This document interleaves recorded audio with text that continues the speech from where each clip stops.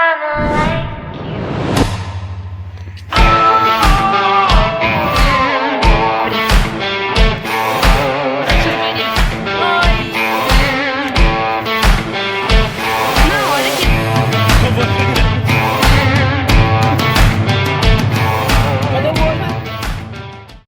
Hoje é dia 10 de agosto de 2023. Nós estamos no zoológico e vamos fazer o trabalho a Frenzy, fazer a nossa apresentação da Face Mart. A gente vai ganhar.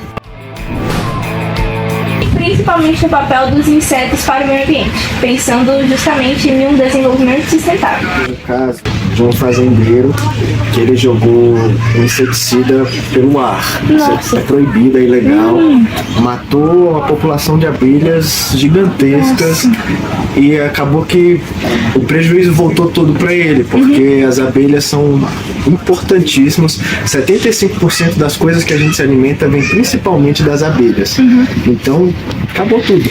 Acabou tudo, então esse é o papel dos insetos, principalmente pra gente, os polinizadores, principalmente. Polinização é isso, então tudo que vem na nossa mesa, principalmente por conta dos polinizadores. Sim. O papel deles é importantíssimo nisso. Pode explicar como funciona esse processo? Quais tipos de insetos? Então, não só insetos, né? Polinizadores tem tudo, várias formas de polinização, tem várias adaptações. Tem planta, por exemplo, que ela só cresce se ela passar pelo trato digestivo da anta. Tem coisas que são adaptações que um depende do outro e acabam que um se ajuda. Mas principalmente as abelhas têm esse papel pra gente por fazer essa polinização com várias plantas também. Abelhas são os principais, mas aí borboletas fazem isso. Borboletas fazem isso? Elas acabam se alimentando do néctar. Então só o fato dela pousar numa planta e parar em outra, ela já está ajudando na reprodução dessa planta. Que legal. Então são importantíssimos. Aves também acabam se alimentando, macacos, esses animais frugívoros também acabam se alimentando de sementes e fazendo esse papel pra gente. De plantar, são os jardineiros da natureza. Isso é importante. Pode falar um pouquinho sobre entomologia pra gente? Estudo de insetos, né? A gente volta um pouco em artrópodes. Todo inseto é um artrópode, imagina todo artrópode é um inseto. E artrópode é o grupo mais diverso que existe no mundo. Então, são os animais com a maior biodiversidade do planeta. Cada espécie de borboleta, ela põe um ovo em tipo de planta específico. Porque a lagarta já vai se alimentar dessa planta específica. Então, se a gente não tiver a planta, não vai ter a lagarta, consequentemente não vai ter a planta também, porque a própria borboleta é polinizando que vai ter de novo essa planta no futuro. Ela serve até, os nutrientes que ela retira da natureza, ela devolve servindo de adubo também para o próprio solo da natureza. Meu Deus, desenvolvimento sustentável, você pensa o quê? No que principalmente? Parte daí, o desenvolvimento sustentável, o ponto principal, assim, na minha visão, é a conscientização. Pesticidas. Pesticidas é um tema interessante. Polêmico. A gente estuda formas de não utilizar o pesticida. A gente tem, através da ecologia, tem formas de controles biológicos que não agridem nenhuma planta. Por exemplo, o uso de joaninhas. Joaninhas são predadores. Muita gente não sabe, se alimentam de pulgões. Pulgões se alimentam de seiva das plantas e acabam fazendo mal para o crescimento das plantas. Então aí entra esse controle biológico.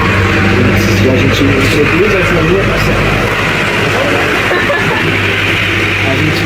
a joaninha para fazer o controle dos pulgões, se alimentar, até a própria larva da joaninha se alimenta dos pulgões também. Então, através disso, a gente não precisa usar o pesticida e tem uma forma de controle natural.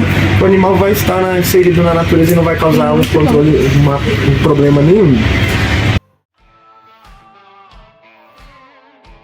Para os insetos, o que mais atinge eles para terem a reprodução? Varia muito de insetos. Por exemplo, as borboletas, elas são indicadoras de qualidade ambiental. Então, se tem a borboleta no ambiente, significa que exatamente, é um ambiente que a qualidade dele é muito boa. Muitos animais são indicadores de qualidade ambiental. Há muito tempo atrás, a gente viajava em estradas e a gente batia muitos insetos, borboletas. Hoje a gente não vê mais quase nada. Isso é um sinal de que realmente é um animal que insetos em geral que são muito difíceis da gente medir se eles estão realmente em extinção ou não. Muito difícil de você encontrar, de você mensurar, calcular se realmente é isso. Então muitos a gente tem dados insuficientes para calcular se já estão extintos ou não. E aí que entra um problema, né? A gente não saber se... Aí nem descobre, já acaba morrendo, exatamente. já acaba extinto, aí não dá não. É muito complicado. Tem insetos, por exemplo, que a gente pode encontrar nessa árvore, mas já naquela não tem mais. Então é bem complicado a gente saber como é que tá a população desses insetos. Mas aí o resultado que a gente vê são as borboletas, que a gente viaja em estrada hoje e quase não vê mais, batendo nos vidros. Então aí já no borboletário não são só insetos, realmente a gente faz a conscientização dos artrópodes em geral. A gente tem artrópodes, a gente vai ter bicho-pau brasileiro, bicho-pau australiano, tem aranhas, tem escorpiões e borboletas. E aí conservação, como você perguntou, entra o papel do zoológico na conservação, né? O zoológico, infelizmente, ele é um mal necessário. O ser humano ele não tem condições de cuidar do que é dele, porque a maior parte da extinção dos animais é por causa do ser humano. Exatamente. Sim. Muito fofo. As aranhas devem sentir muito. Salas. A gente passa primeiro nessa sala onde estão nossos artrópodes e nosso anfíbio. Tem um anfíbio lá dentro também, o axolote. Mostra um pouco como é que funcionam as coisas para alguns insetos, aracnídeos, anfíbio. E depois a gente segue para o borboletário em si, que aí lá é mostrar o papel das borboletas, interação com as plantas, com as flores. Dependendo do dia a gente consegue ver ovos, o ciclo de vida delas, explicando também. É mais pra gente ter uma noção da importância delas também, e às vezes até as borboletas mortas a gente encontra lá. O que eu gosto de falar lá dentro é que o borboletário, lá na parte de dentro, ele não é um borboletário. Ele na verdade funciona como se fosse um grande jardim, e a natureza segue o ciclo de vida dela lá, porque a gente encontra muitos outros animais que acabam entrando mesmo da natureza. Então, gafanhotos, aranhas, libélulas, todo o ciclo de vida acontece lá dentro e a gente não interfere. Então a gente deixa seguir lá e mostra o papel de cada um. Essa é a importância de conservação e saber a importância desses bichos também. E aí muitas pessoas vêm aqui, como é que eu faço para ter um borboletário também? Tal. Ter um borboletário em casa. Então, mas você tem como ter um borboletário em casa. Você cuidando das flores e plantas que você planta no seu jardim, elas vão chegar até você. Mas aí vem um problema, a gente alimenta elas, põe algumas frutas e tal. Então esse aí relato eu ouvi hoje, que a gente põe algumas frutas para elas se alimentarem, só que aí a pessoa pensou, vou botar umas frutas também. Só que em vez de atrair as borboletas, atrai os macacos prédios. Aí tem um problema na casa dessa pessoa e tal. Então não tente alimentá-los, só crie as flores que elas vão chegar até você e elas precisam das flores. Algum tipo de flores? Varia muito de espécie. Então, se você realmente quiser acompanhar o ciclo inteiro, tem que estudar a espécie que você planeja, porque, como eu falei, cada espécie põe um ovo em um tipo de planta específico, que a gente chama de planta hospedeira. Então, lá dentro a gente mostra um pouquinho também da cáliga, é bem fácil. Alguma espécie específica que você gosta? Cara, é a mais comum lá dentro, a predominante, que é a coruja, vocês vão ver. A coruja? Por quê? Ela é mais predominante lá dentro, então ela é muito fácil, assim, Essa daqui eu acho que eu não vou colocar, porque isso de reproduzir, né? A reprodução dela. Se eu não me engano, ocorre o ano inteiro, né? Isso. E ela, assim, ela é bem chamativa, ela lembra bastante uma coruja. Por dentro ela é azulzinha. E ela gosta de que tipo de fruta? Laranja. Tudo, ela gosta de tudo. Ela é um tipo de borboleta sem frescura. Ela se alimenta de néctar, o açúcar das frutas, o açúcar das flores. Qualquer um, acho que... Ela foi desenvolvida mesmo pra sobreviver, né? É um negócio... Como vive pouco, então ela faz todo o ciclo de vida dela muito rápido. Saquei. Eu peço que vocês se atentem ao chão, porque algumas borboletas têm o costume de pousar no chão. E aí a gente tocar nas plantas nelas também.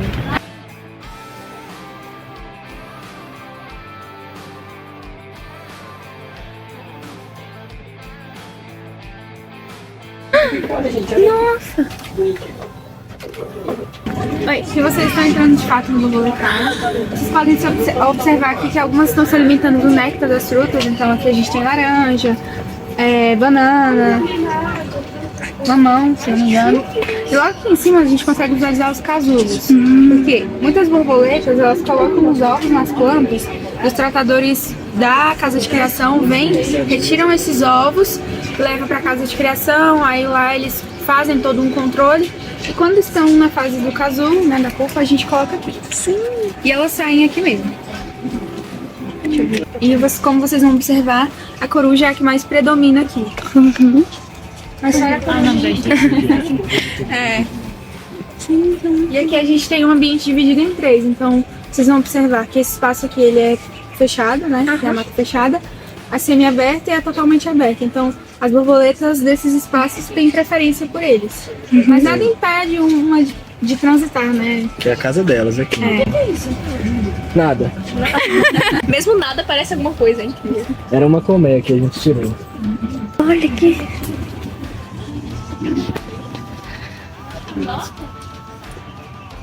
Ao contrário que você pegar uma mais jovem, você vê que é bem mais... Sim. Ela cansou de... Ali, ó, tem uma ali. É, essa daqui a gente chama ela de brancão. Que ela fala... Tirei. Mas tira outras aí, vai que fica melhor. Nossa, que... Parece... Ai, que borboleta linda. Você tem ideia o tanto que as borboletas são importantes? Por exemplo, as borboletas são um dos principais animais polinizadores que a gente tem dentro da, sei lá, de tudo que a gente vê. Tanto ela quanto as abelhas, os hemípteros também. Então existe uma carambada desses animais, desses bichos, que hoje vem desaparecendo. Vocês têm ideia o principal motivo? Não. Inseticida? O ser humano. Inseticida, que é o que praticamente? O que a gente mais vê hoje em produção, tipo, do latifundiário, do agronegócio? Agrotóxicos. Hoje é o que mais vem destruindo o meio ambiente, o habitat dessa galera, é esse tipo de intervenção da gente, né? E, tipo, como a gente pode evitar, ou então como a gente pode mudar isso. Esses animais também, não sei se vocês têm ideia, mas eles são bioindicadores. Então, se vocês encontram esses animais em uma região, é capaz dessa região ser muito bem preservada, ou ainda tem características de florestas secundárias ou até florestas primárias, coisas que é muito difícil a gente encontrar, tipo, nas grandes metrópoles como é aqui em Brasília, por exemplo. Aqui no zoológico a gente desenvolve um trabalho que a gente tenta fazer essa conservação, que ainda é algo muito difícil.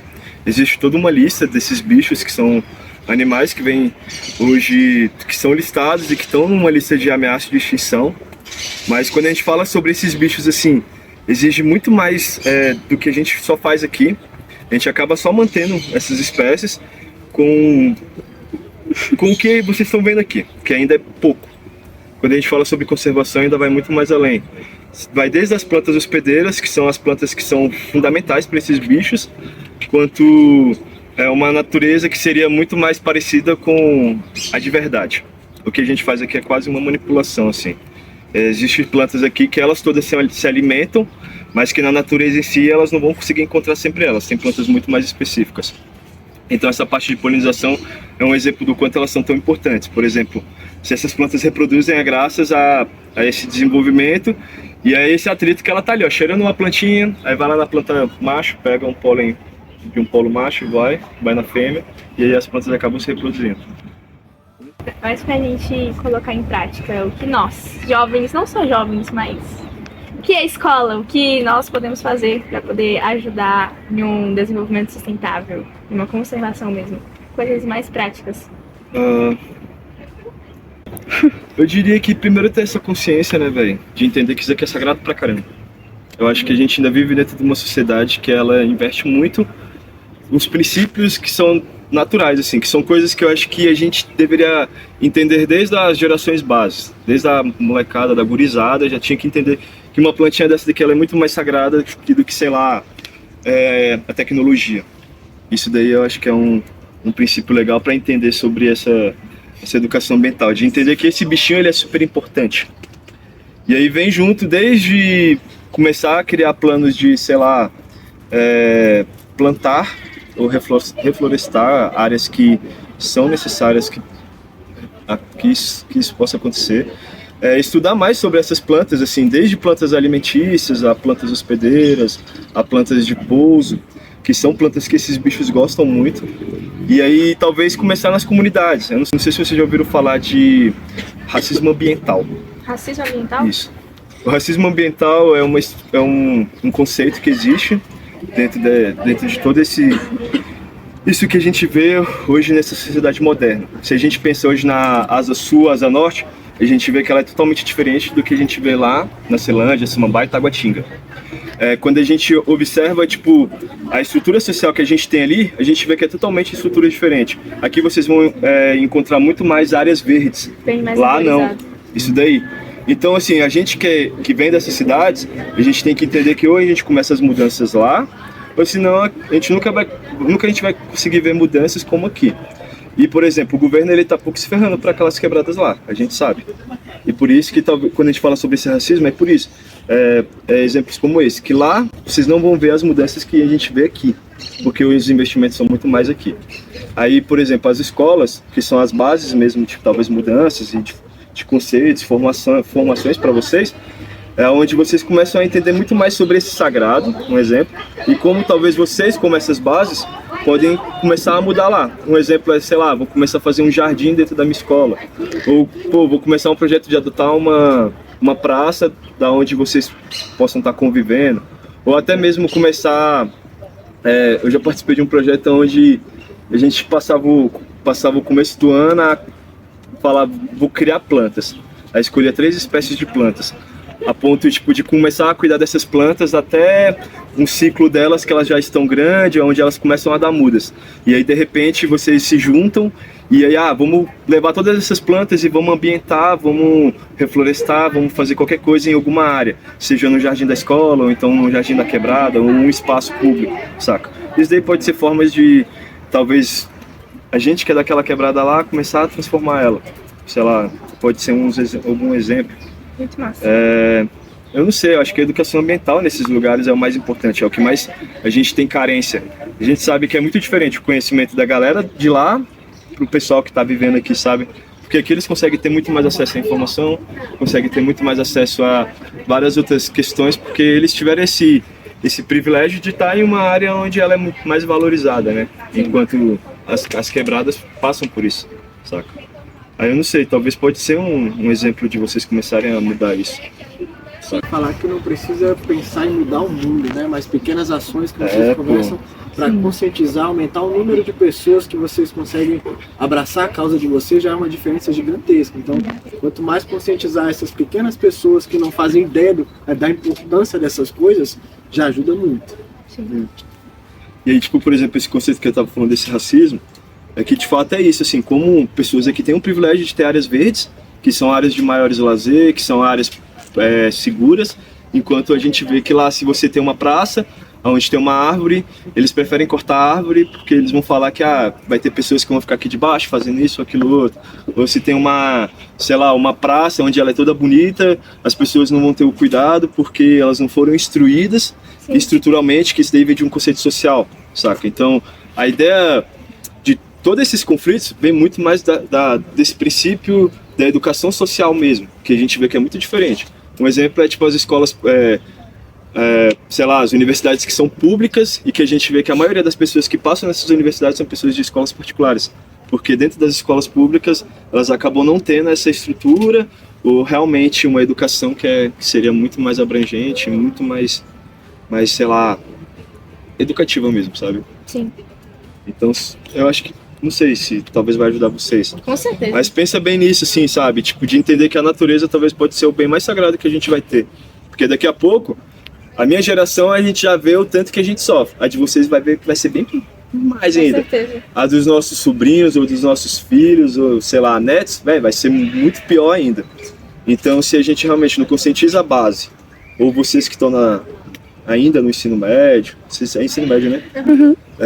E se a galera não acordar para isso agora, talvez lá na frente a gente nem vai ver mais esses animais, ou até mesmo outras espécies que a gente sabe que cada vez mais está morrendo.